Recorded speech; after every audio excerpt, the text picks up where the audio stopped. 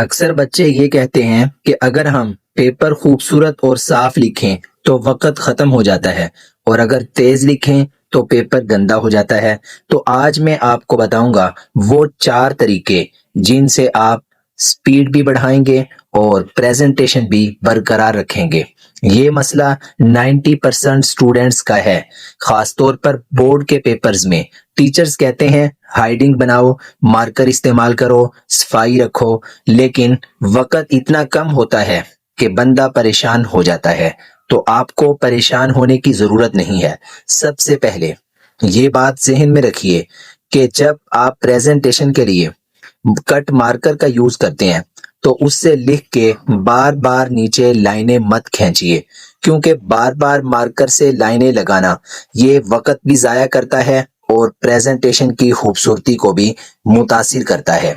دوسرے نمبر پہ اپنے دماغ میں پہلے سے یہ فکس کر لیں کہ آپ نے جس کویسچن نمبر کا آنسر لکھنے کے لیے اس کو چوز کیا ہے، اس کی ہیڈنگز، اس کے 3-4 پوائنٹس، اس کے پیراگراف کون کون سے لکھنے ہیں۔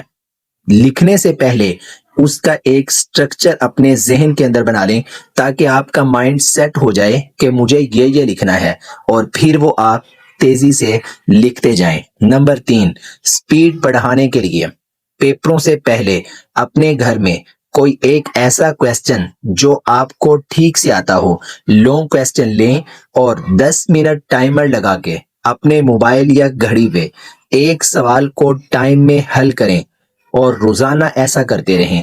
5 سے 7 دن میں آپ کی رائٹنگ سپیڈ کے اندر اچھا خاصا فرق آپ کو خود نظر آئے گا اور آپ حیران ہو جاؤ گے۔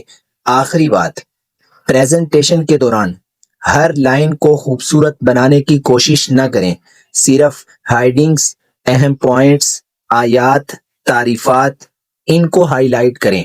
اس سے آپ کا وقت بھی بچے گا اور پیپر بھی اچھا لگے گا۔ پیپر میں خوبصورتی سے زیادہ اہم ہے وقت پر مکمل ہونا۔ یاد رکھیے، اگر ادھورا پیپر ہے، چاہے کتنا خوبصورت ہے، اس سے آپ زیادہ نمبر نہیں لے سکتے۔